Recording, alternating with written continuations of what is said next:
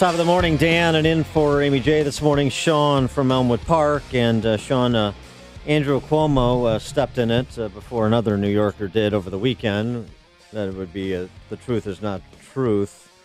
But before that, Andrew Cuomo's America was never that great was the internet meme du jour. That was last week, as well as had him the subject of ridicule from the president and others, as he's trying to shine up his left-wing credentials and with his plans for 2020 run. Well, he's got to get over Fidel Castro's death. He's been really, broken up for a while now. Our friend Noah Rothman over at Commentary Magazine penned a piece in response to Andrew Cuomo's statement, why America is great, and also made an interesting comparison to another slogan that we're familiar with. Noah Rothman, Commentary Magazine, thanks for joining us again. Appreciate it. My pleasure. Thanks for having me. So you sort of make a connection between America was never that great and President Trump's Make America Great Again. What's the parallel? Well, in a sense, they both essentially concede that America is not all that great in its current condition. And for Andrew Cuomo, he prefaced his, attack essentially on the greatness of America by saying, as essentially as long as mankind discriminates and is a flawed, creature and has hate in its heart for other people, and that is reflected in the United States and perhaps government too, then America will never be great. And that thusly America will never be great ever. You cannot erase these flaws from the human soul.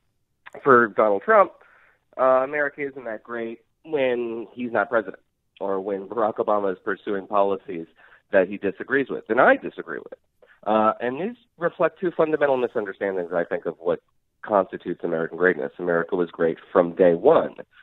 In the conception of its founding, in the conception of the Constitution as it was designed by the framers, and its capacity for infinite renewal and the extension of liberties to all peoples everywhere. These were radical sentiments at the time. The notion, as Jonah Goldberg has said in his book *In Suicide of the West*, the notion that all men are created equal is the pinnacle achievement of a paradigmatic approach to human equality. You cannot progress from that point. What are you, some kind of purist, Noah? Noah, are you a purist? To amend that sentiment is to go backwards.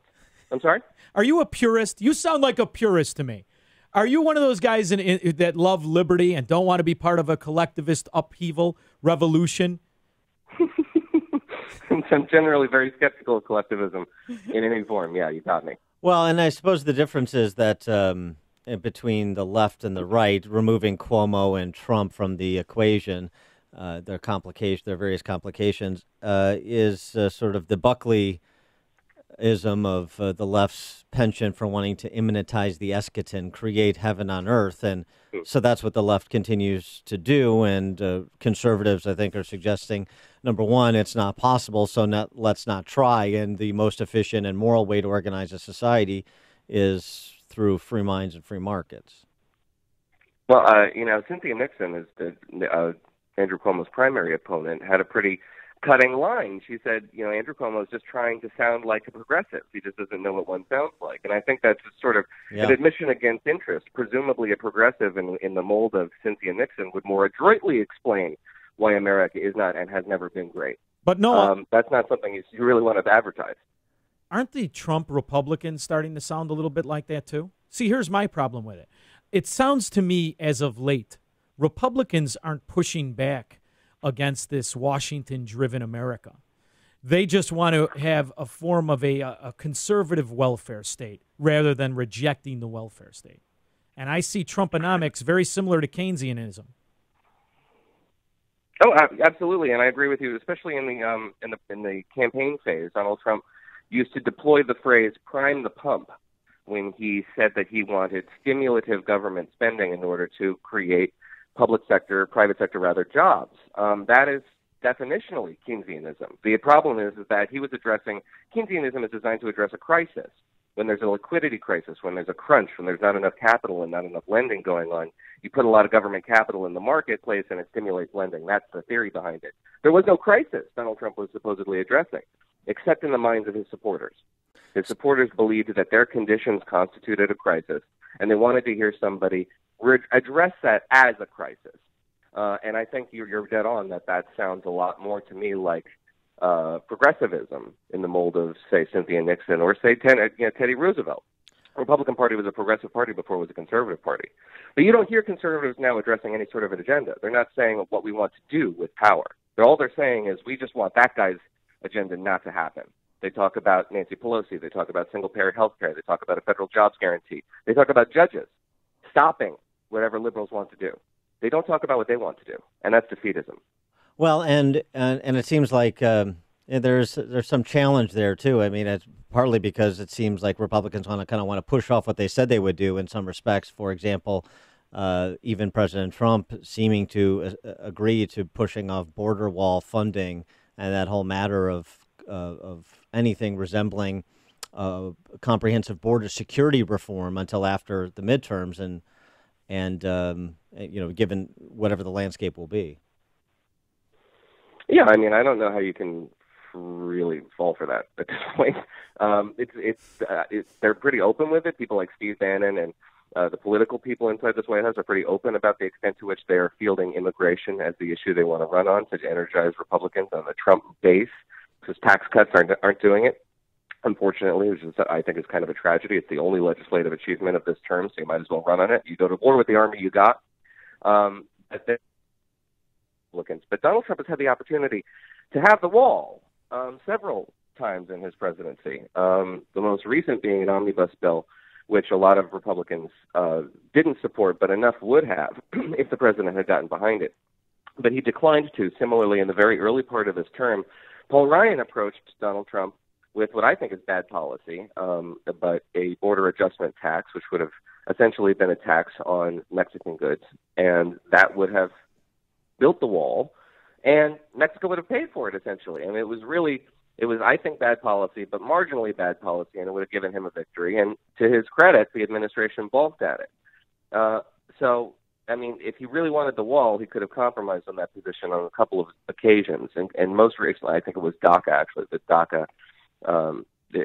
DACA compromise that would have given citizenship and not reduced immigration quotas, but citizenship to DACA eligible citizens in exchange for border security funding to the tune of $25 billion, whatever they need. And that, too, was too much because the Stephen Miller wing of the White House wanted to get dramatic reductions on illegal immigration. So we've been negotiating over this for some time, and it's always about something else, never about the wall. The wall could have been built a long time ago. It's about immigration generally and not border security. So the approach then is to take the tax cut achievement, marry that to the judicial appointment achievement, first Gorsuch and in a couple of weeks Kavanaugh ostensibly, make that enough of a record to run on, and then play the negative partisanship game, meaning which, in these divisive times might make sense.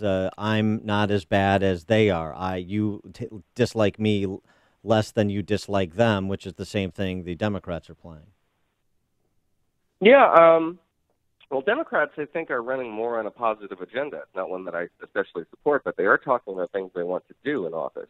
They never will get the opportunity as long as they only have the House, but they are talking about an agenda about expanding minimum wage, national minimum wage rates. The Democratic Socialist agenda is what it is. We've all been picking that apart, but you don't see a lot of Democrats arguing against it. They're sort of increasing their membership by not ruling out the prospect of a federal jobs guarantee, for forgiveness of student loan debt, that sort of thing. Yeah. So they're talking about things they want to do. I can't tell you what the Republican agenda is for the 116th Congress. I don't know what it is. So, I haven't heard anybody articulate it. So give me a little bit of hope, because here's the thing. It seems to me we're just arguing about the speed limit on the road to serfdom, not whether to get on or off of it anymore. And aside from resurrecting Madison to primary Trump, what's the hope for people who do believe in the Enlightenment? Well, I think it's a pretty small segment of people who are actually aware of the various enlightenments and the arguments against them. It's sort of an intellectual pursuit, the Protestant Enlightenment versus the French Catholic Enlightenment, and the arguments for and against them, which is very much a conservative phenomenon. You have people on the right who are pretty much arguing for or against the values of the late 18th century that were enshrined in the Constitution, and Lockean economics and Adam Smith's invisible hand and all that. That sort of stuff is baked into our assumptions in our country, but I don't think a lot of people actually know much about the actual authors of the actual concepts, and they don't have to, by the way. I mean, that's the virtue of this republic, is that pluralism means you have the freedom and the right to disengage from politics. That's not a right you have in Australia or Uruguay, which are places that the Economist ranks as more democratic than America. You are compelled to engage in politics by law. In this country, you don't have that obligation. You can disengage, and I think that's a freedom that we take for granted. It's one that we will not possess in a more autocratic society. Well, but yes. as far as the critical mass of people who are aware that the Enlightenment values that define this country in the late 18th century are under threat, I mean, you could probably count those on 2 or 3 hands. It's a very small contingent of people who are engaged in intellectual exercises. Yeah, it turns out though that that as all freedoms do, comes with responsibility, and the choice of disengaging brings to mind the old saw that just because you don't take an interest in politics doesn't mean politics won't take an interest in you. Noah Rothman, associate editor for Commentary Magazine, his most recent piece, Why America is Great. Noah, thanks for joining us. Appreciate it. My pleasure. Thank you. And he joined us on the turnkey.pro answer line.